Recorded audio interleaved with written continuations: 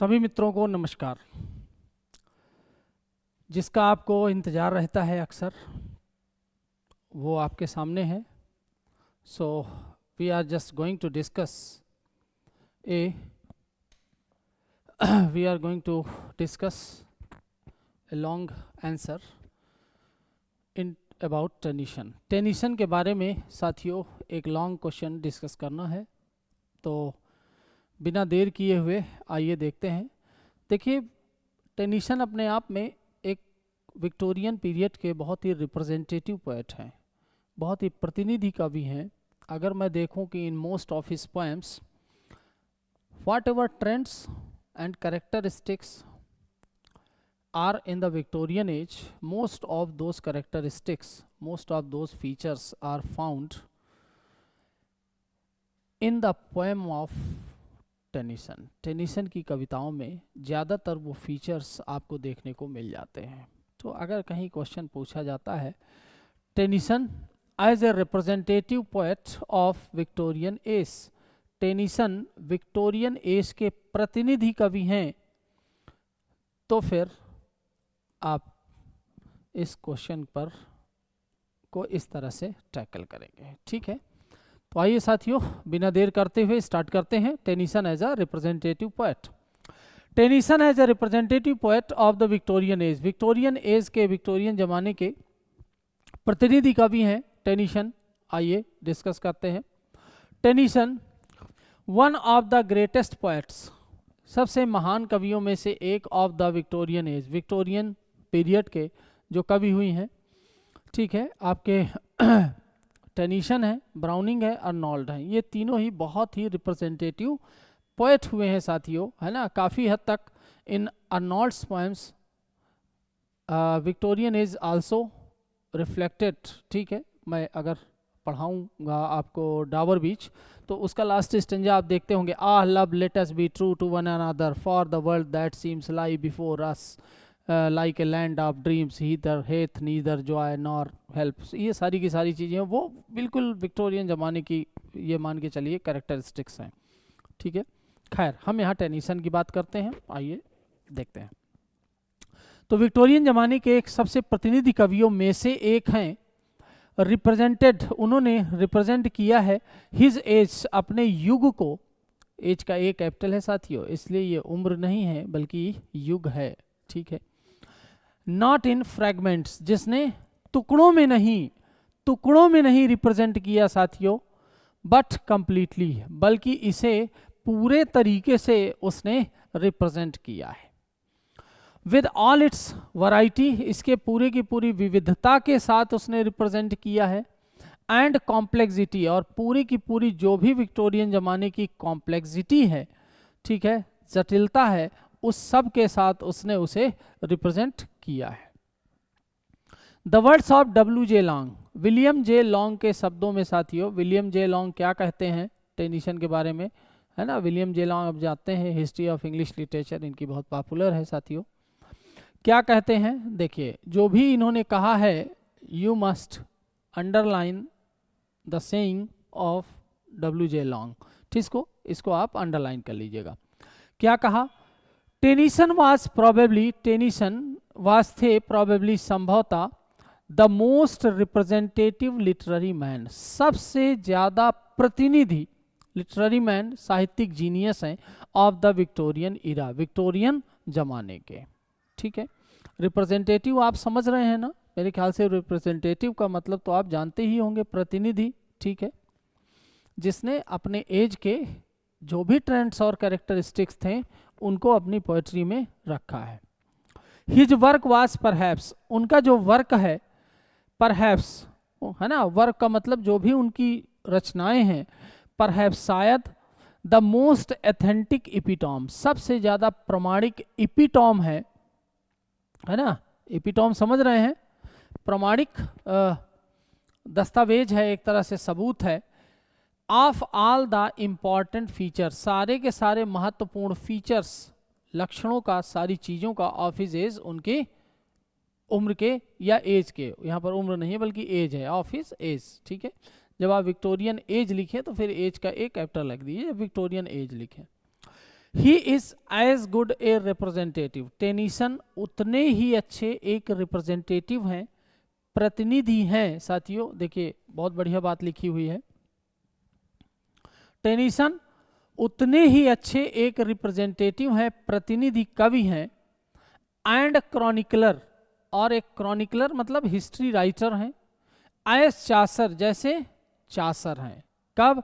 In the 14th century, जैसे 14th century ने Chaucer ने लिखा है ना, आपने प्रोलॉग पढ़ा होगा शायद, प्रोलॉग टू कैंटरबरी टेल्स। जो भी कैरेक्टर्स हैं ना, they come from different classes of society, वो सोसाइटी के डिफरेंट क्लासेस से आते हैं, और प्रोलॉग पढ़ने के बाद हमें पता चल जाता है कि उस जमाने की सोसाइटी कैसी थी, उसके समाज कैसा था उसका, ठीक है।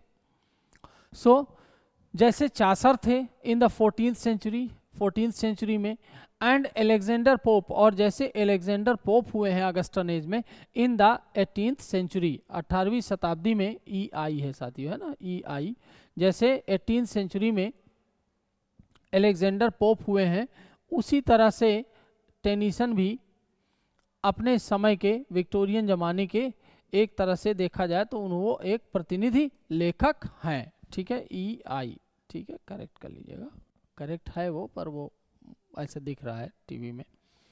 तो he is as good a representative, वो उतने ही प्रतिनिधि कवि हैं, एंड क्रॉनिकलर और हिस्ट्री राइटर हैं, एज चासर, जैसे चासर थे इन द 14th सेंचुरी, है ना, आप चाहें तो इस लाइन को कोट कर लीजिएगा, जैसे चासर हैं इन द 14th सेंचुरी, 14वीं शताब्दी में, and Alexander Pope in the 18th century, और जैसे एलेक्जेंडर पोप रहे हैं 18वीं शताब्दी में। द मेन फीचर्स, जो मुख्य मुख्य फीचर्स हैं साथियों ऑफ टेनीसन्स पोएट्री, टेनीसन की पोएट्री का जो मुख्य फीचर्स हैं, जो कैरेक्टरिस्टिक्स हैं, आर, वो है मॉडर्नाइजेशन इज पॉलिटिक्स, पॉलिटिक्स में मॉडर्नाइजेशन। अगर आप जानते हो विक्टोरियन जमाने में साथियों एरिस्टोक्रेसी वर्सेस डेमोक्रेसी ये चल रहा था, it was much cherished goal of the Victorians. Refined culture, religious liberalisation, chequered by doubt, कैसे? देखिए था क्या साथियों, विक्टोरियन पीरियड ऐसा पीरियड रहा है when there was a very good scientific growth, जब बहुत ज़्यादा साइंटिफिक ग्रोथ हुई है। स्पेंसर की थियरी, डार्विन की थियरी, है ना, सर्वाइवल ऑफ द फिटेस्ट वगैरह सारी की सारी चीज़ें, और the theory of evolution, evolution की थियरी, कैसे दुनिया आई, कैसे लोग बने, कैसे मनुष्यों का जन्म हुआ, सारी की सारी चीज़ें, ये थियरीज विक्टोरियन पीरियड में ही आई। And because of that scientific fervour, और इस साइंटिफिक थियरीज के कारण जो द बिब्लिकल जो व्यूज थे लोगों के, जो फेथ था धर्म पर, बाइबल पर, और भी रिलीजियस स्क्रिप्चर्स पर जो लोगों का फेथ था कि हमें गॉड ने बनाया, हम गॉड की संतान है, वगैरह वगैरह, जो भी रिलीजियस फेथ था, तो जब साइंस आती है ना तो धर्म घटता है, क्योंकि साइंस प्रूफ मांगता है और धर्म प्रूफ पर नहीं चलता, धर्म आस्था का विषय होता है साथियों, ठीक है। तो लोग सेप्टिसिज्म हो गए, लोग शक्की हो गए उस जमाने में, कहाँ जाए भाई, या बाइबिल की सुने, जो बाइबिल कहती है उसकी माने, या फिर जो डार्विन और स्पेंसर कहते हैं उनकी सुने, जो साइंस कहता है उसकी सुने, ठीक है। तो जो chequered by doubt, a lively interest in advance of scientific discovery, ठीक है, और ए लाइवली इंटरेस्ट, जो रुचि थी in the advancement of scientific discovery, scientific discoveries को लेकर के जो एडवांसमेंट है, coupled with the idea of science, coupled साथ साथ with the idea of science, विज्ञान के आइडिया के साथ, माइट लीड पीपुल एस्ट्रे, वो माइट लीड पीपुल एस्ट्रे, लोगों को पथभ्रष्ट कर सकता था।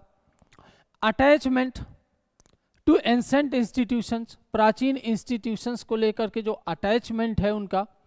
Larger views of the duty of the state, state के प्रति जो लार्जर ड्यूटी है, टूवर्ड्स हिज पीपुल, उसके लोगों के प्रति जो कर्तव्य हैं, वो सारी की सारी चीज़ें, वो सारे के सारे लक्षण। एंड इंक्रीजिंग सिंपैथी, और बढ़ता हुआ जो सिंपैथी है, सहानुभूति है, with poverty and distress, poverty और डिस्ट्रेस को लेकर के।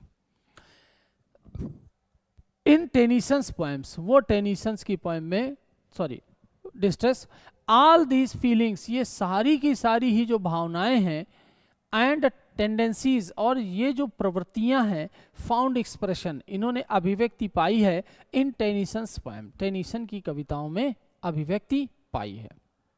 हिज पोएम्स आल्सो रिफ्लेक्ट, उनकी जो कविताएं हैं आल्सो रिफ्लेक्ट, वो रिफ्लेक्ट करती हैं, वो प्रतिबिंबित करती हैं, बताती हैं द कॉम्प्लेक्स टेंडेंसीज, बहुत ही जटिल जो टेंडेंसीज है, प्रवृत्तियां हैं, ऑफ हिज एज, उनकी युग की, वो सारी की सारी चीज़ें, ये टेंडेंसीज उनकी कविताओं में हमें मिलती हैं। तो ये सारी की सारी बातें टेनिसन की कविताओं में हमें मिलती हैं। अब टेनिसन की उन कविताओं को हम थोड़ा सा रेफर करने का प्रयास करेंगे साथियों, कि किस पोएम में कौन सी चीज़ बताई गई है। आइए देखते हैं। Mention can be made of, ध्यान दिया जाना चाहिए, आप ध्यान दे सकते हैं, made of is Locksley Hall, Locksley Hall ये जो पोएम है, इन विच, जिसमें टेनिसन टॉक्स अबाउट डेमोक्रेसी, जिसमें साथियों टेनिसन बात करते हैं किसके, डेमोक्रेसी, लोकतंत्र की टेनिसन बात करते हैं। अपनी पोएम लॉक्सी हॉल में टेनिसन बात करते हैं किसकी, डेमोक्रेटिक आइडियल्स की, डेमोक्रेसी की बात करते हैं। द मच चेरिस्ड गोल, जो बहुत ज़्यादा चेरिस्ड, संजोया गया गोल था, उद्देश्य था, ऑफ द विक्टोरियंस, विक्टोरियन लोगों का, ठीक है, autocracy versus democracy, they just wanted to turn, make a shift from autocracy to democracy, वो ऑटोक्रेसी से डेमोक्रेसी में शिफ्ट चाहते थे, ठीक है। तो लॉक्सी हॉल पोएम इसका ज्वलंत उदाहरण है। अनदर इम्पॉर्टेंट, दूसरा जो इम्पॉर्टेंट महत्वपूर्ण इशू, मुद्दा है, ऑफ हिज एज, उनकी एज का, उनके युग का, उनके समय का, फाइंड्स एक्सप्रेशन, वो अभिव्यक्ति पाता है, इन द पोएम, ये कुछ नहीं है, इन द पोएम, कविता, इनटाइटल्ड, जिसका शीर्षक है साथियों क्या, द प्रिंसेस, द प्रिंसेस में है क्या, इन इट, इसमें he talks about the emancipation of woman, वो बात करते हैं, इमेंसिपेशन का मतलब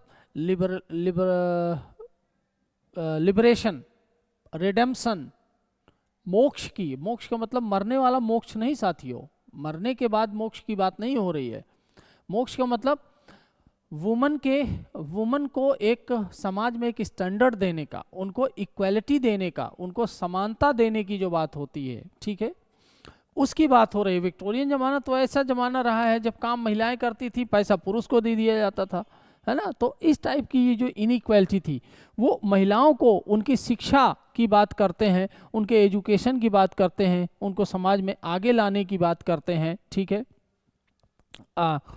तो अनदर इम्पॉर्टेंट ये जो इशू है, ऑफ हिज एज, उनकी समय का, फाइंड्स एक्सप्रेशन, वो अभिव्यक्ति पाता है, इन द पोएम, कविता, इनटाइटल्ड द प्रिंसेस, जिसका शीर्षक है द प्रिंसेस, द प्रिंसेस में, इन इट, इसमें he talks about the emancipation of woman, क्या, दियर एजुकेशन, उनकी शिक्षा की बात करते हैं, दियर एंड राइट्स, उनके अधिकारों की बात करते हैं टेनिसन, ठीक है, इन हिज पोएम। और अगर मैं अगली एक पोएम की बात करूं, इन मेमोरियम, इन मेमोरियम, हालांकि इन मेमोरियम लिखी गई है किसके, आर्थर हैलम की मृत्यु पर, अभी हमने आपको ब्रेक पढ़ाया था, ठीक है। He makes an effort, in memoriam में वो प्रयास करते हैं, टू रीच ए कंप्रोमाइज, साथियों बहुत अच्छी बात है, कंप्रोमाइज, वो एक कंप्रोमाइज कराने की बात करते हैं, क्या, अभी मैंने जैसे आपको बताया कि देयर वाज, विक्टोरियन एज एक ऐसी एज रही जिसमें बहुत ज़्यादा साइंटिफिक फर्वर था, और because of this scientific fervour people became sceptic, because they started doubting biblical views, biblical ideas, biblical faith, Bible की फेथ को वो डाउट करना उन्होंने चालू कर दिया। So there was a clash between religion and science, तो साइंस और रिलीजन के बीच एक क्लैश चालू हो गया, ठीक है। उस क्लैश को के बीच में एक मिडवे निकाला, एक मध्यम मार्ग निकाला, बीच का रास्ता निकाला साथियों टेनिसन ने, क्या है, तो इन मेमोरियम में वही बात है। आइए देखते हैं क्या कहते हैं। ही मेक्स एन एफर्ट, वो एक प्रयास करते हैं, टू रीच ए कंप्रोमाइज, एक समझौता कराने का प्रयास करते हैं, क्या, बिटवीन साइंस एंड रिलीजन, विज्ञान और धर्म के बीच एक कंप्रोमाइज कराने का प्रयास किया है उन्होंने, as in the following lines, जैसा कि इन पंक्तियों में है। जरा देखिए पंक्तियां क्या कहती हैं। let knowledge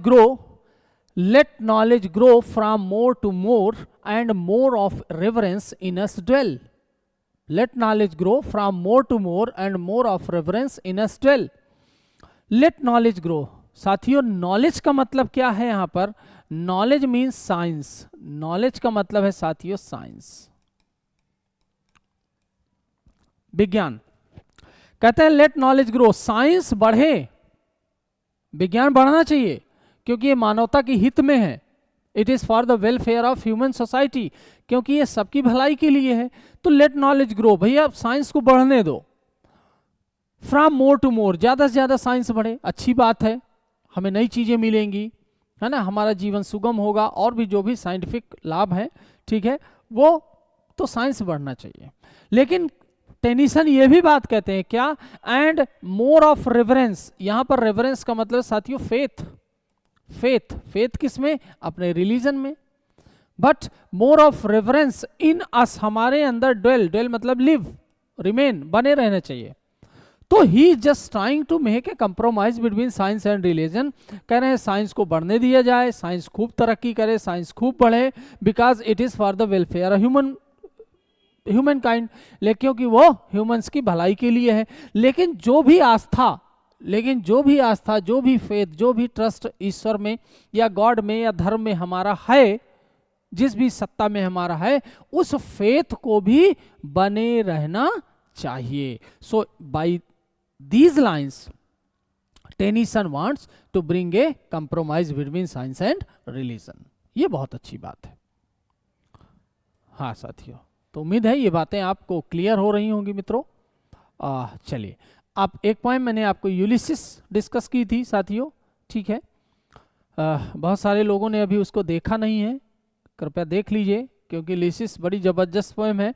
और अगर यूलिसिस एक ऐसी पोएम है, अगर उससे आप प्रेरित नहीं होते हैं तो फिर या तो आपका दिल पत्थर का हो गया है, या फिर आप बहुत नीरस हो चुके हैं. ठीक है, मुझे यूलिसिस की पंक्तियां बहुत इंस्पायर करती हैं. बड़े तसल्ली से, इत्मीनान से यूलिसिस पढ़िएगा.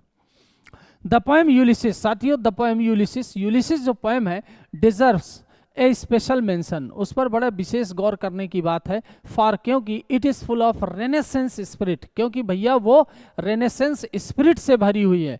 साथियों, अगर मैं रेनेसेंस करूं, रेनेसा तभी नहीं था, हम तो अभी भी रेनेसा में जी रहे हैं भाई. अगर ये मॉडर्न एज रेनेसा का ही तो पार्ट है, ठीक है, मिडिल एजेस का तो है नहीं, एंसेंट एजेस का तो है नहीं, उसके बाद आई रेनेसा. तो रेनेसा में ही जी रहे हैं देखा जाए तो, ठीक है. अगर व्यापक दृष्टि में देखा जाए तो हम रेनेसा में ही हैं. तो रेनेसा स्पिरिट जो है ऑफ नॉलेज एंड एडवेंचर, किसकी? नॉलेज और एडवेंचर की है. ठीक है, कितनी सारी नेविगेशंस हुई, ठीक है, यूलिसिस पढ़ाया है, उसमें मैंने बताया है, आप डिटेल में देख लीजिएगा.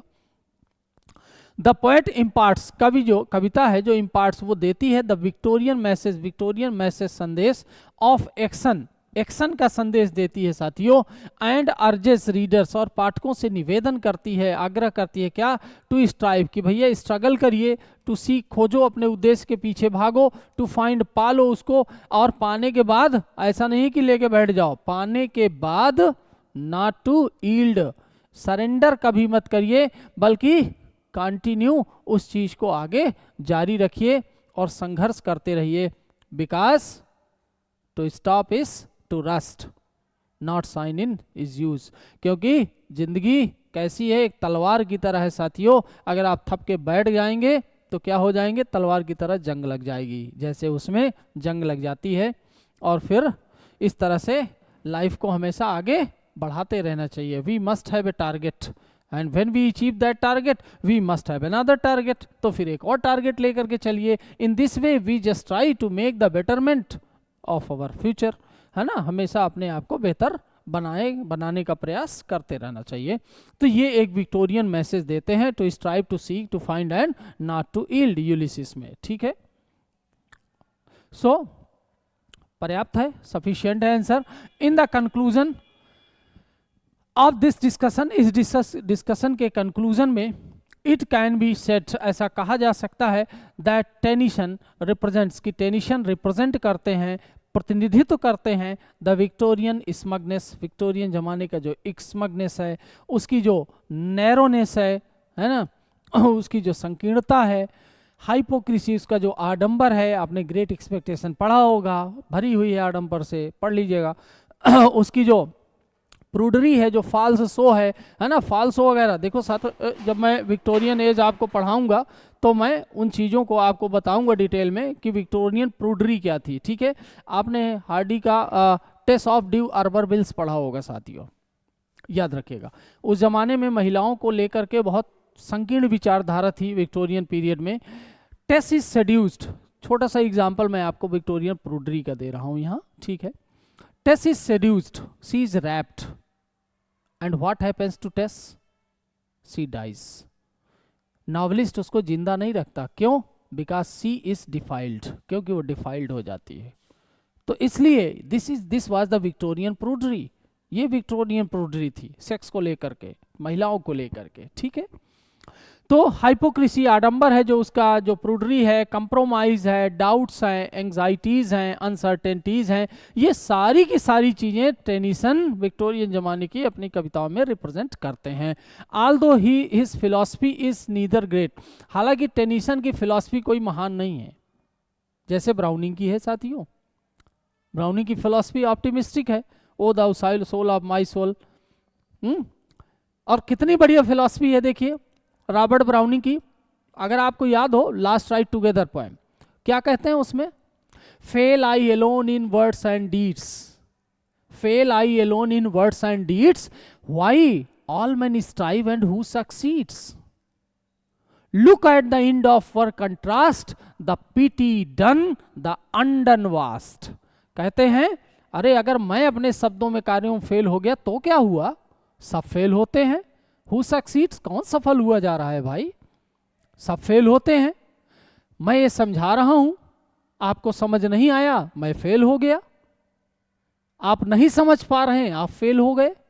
तो हर कोई फेल हो रहा है जीवन में कहीं ना कहीं। अगर मैं देखूं, मेरी राइडिंग तो बहुत अच्छी है, मैं अंतिम बार अपनी प्रेमिका के साथ सवारी किए ले रहा हूं घोड़े पर, बहुत अच्छा हूं। कहता है the pity done, look at the end of the work contrast, जरा कार्यों के अंत में तो आप देखिए, टैली करके उनको डिफ्रेंशिएट करके तो देखिए। द पिटी डन, कितना थोड़ा सा किया है अभी हमने, द अनडन वास्ट, और बहुत कुछ करना बाकी है। तो ये ब्राउनिंग की तो ऐसी फिलॉसफी है, तो टेनिसन की ऐसी तगड़ी फिलॉसफी नहीं है जितनी ब्राउनिंग जैसे लोगों की है। लेकिन फिर भी Although his philosophy is neither great, हालांकि उसकी फिलॉसफी, उसका दर्शन इतना ग्रेट नहीं है, नॉट इंस्पायरिंग, ना तो उतना इंस्पायरिंग है, येट फिर भी his poetry is a valuable social document, लेकिन उनकी पोएट्री एक वैल्यूएबल, बहुत कीमती सोशल डॉक्यूमेंट है, सामाजिक डॉक्यूमेंट, दस्तावेज है। एंड रिफ्लेक्ट्स, और वो रिफ्लेक्ट करती है द डोमिनेंट ट्रेंड, प्रधान जो ट्रेंड है, एंड एटीट्यूड और दृष्टिकोण है of the Victorian age, Victorian जमाने के जो मेजर फैक्टर्स हैं वो उनको डील करती है, ठीक है। तो उम्मीद है साथियों ये क्वेश्चन आपको समझ में आ गया होगा, ठीक है। लाइक शेयर कमेंट्स जरूर करिए, ठीक है। जो आप लिखते हैं, आप चाहें तो व्हाट्सएप पर लिख करके मुझे भेजने का प्रयास करिए, ठीक है। I will try to answer your questions, your doubts I will try to remove, ठीक है। तो साथियों मेहनत करते रहिए, आपके पास बहुत कम वक्त है, याद रखिए। आप अगर थक कर बैठ जाएंगे, चीज़ों का इंतज़ार करेंगे कि चीज़ें आपके अकॉर्डिंग सकारात्मक होंगी, तो साथियों जिसने भी वक्त को अपने अकॉर्डिंग चलाने का प्रयास किया है उसके साथ ठीक नहीं हुआ। आप वक्त के साथ चलिए, हमारे पास जितना भी अब इस टाइम है, हम बिना परेशान हुए, बिना किसी और चीज़ को सोचे हुए अगर हम उन चीज़ों पर, अपने हित पर फोकस करेंगे, अपनी पढ़ाई पर फोकस करेंगे, तो जाहिर सी बात है आगे आने वाले एग्ज़ाम्स में हमारे रिजल्ट्स बेहतर होंगे, ठीक है। Don't cry over spilt milk, साथियों अगर दूध एक बार फट जाता है तो उसे जोड़ा नहीं जा सकता है, ठीक है। तो इसलिए जो निकल गया है उस पर रोने से बेहतर है कि हम आगे आने वाले कल को अपनी मेहनत से बेहतर बनाने का प्रयास करें, बाकी सारी चीज़ों को भूल करके। तो ठीक है, मिलता हूँ अगले वीडियो में, तब तक के लिए गुड बाय, थैंक यू।